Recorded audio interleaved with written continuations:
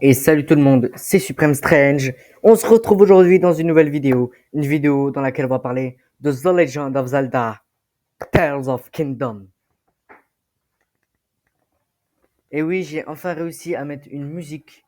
Franchement, c'est achetant. Et sans plus tarder, on commence. Theory The Legend of Zelda, Tears of Kingdom, partie 2. Comme dit dans la précédente vidéo, Zelda pourra servir de réceptacle pour faire revenir Ganon, dans sa forme initiale. Donc de sa forme ultime, si vous voulez. Dans Breath of the Wild, on voit très clairement que la technologie Sheikah est partout dans le royaume d'Hyrule, dans la forêt, dans les 4 contrées du royaume. Mais pourquoi il n'y a plus de technologie Sheikah dans Tears of Kingdom? Tout porte à croire que dans cette opus, nous nous trouvons dans un autre Hyrule. Un Hyrule qui n'est pas encore dévasté par Ganon, le fléau, qui ne connaît pas encore forcément cette technologie, et qui vient juste de la découvrir. C'est là qu'intervient le voyage dans le temps. Pour moi, il y aura forcément, ou peut-être un voyage dans le temps. Peut-être dans le passé, ou peut-être dans le futur. Nous verrons bien. Zelda et Link, si c'est dans le passé, Zelda et Link se retrouveront dans le tout premier royaume. Alors je sais que ça sonne bizarre, mais si on analyse bien le tout premier trailer, le tout premier, on peut voir sur la fresque que Link a les cheveux plus longs, a les cheveux roux, et a une main corrompue, scellée par une sorte de, comment dire, une sorte de sceau, voilà, une sorte de sceau. Et puis il accède à de nouveaux pouvoirs, comme par exemple cette image-là. Link traverse une flaque d'eau qui remonte par le temps. Ensuite, l'épée de légende. L'épée de légende, elle pourrait devenir encore plus puissante grâce à la nouvelle technologie. Ensuite, qu'est-ce qu'il y a d'autre? Qu'est-ce qu'il y a? Oui, les dragons. Les dragons, ces personnages mystiques dont on ne connaît pas la force ni les pouvoirs. On sait juste qu'ils sont là pour veiller sur la Hyrule.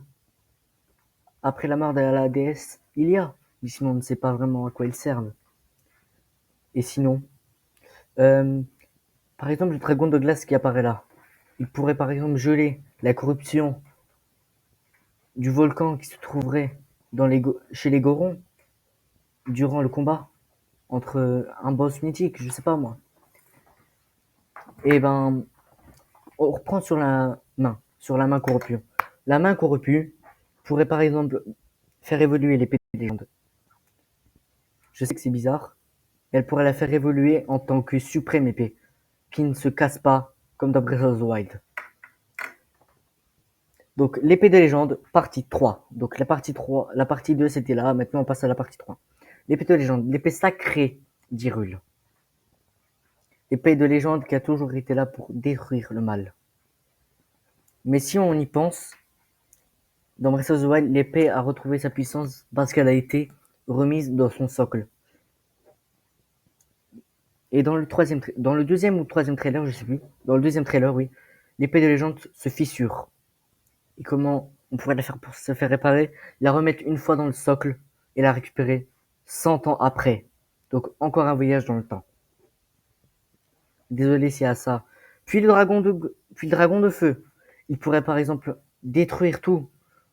Les corruptions, parce que la glace et du feu, ça fait quoi? Ça fait de l'eau. Donc ça pourrait apaiser le monde des Gorons. Et la foudre pourrait électrifier les lacs pour que la corruption ne vienne pas. Je sais pas moi. C'est une petite théorie. Sinon, c'est tout. Ah oui, dans le deuxième trailer aussi, quand Link saute, c'est une référence à Skyward Sword. Et donc, Skyward Sword, ça veut dire qu'on pourra peut-être voler en parachute ou planer, comme dans Breath of the Wild. Les mécaniques seraient peut-être différentes. En tout cas, ça, on le saura bientôt. J'espère que la vidéo vous aura plu. Abonnez-vous, likez, mettez un petit commentaire si ça vous a plu. C'était Supreme Strange. Je vous souhaite une très bonne fin de journée ou une bonne journée. Allez, bye bye, ciao tout le monde!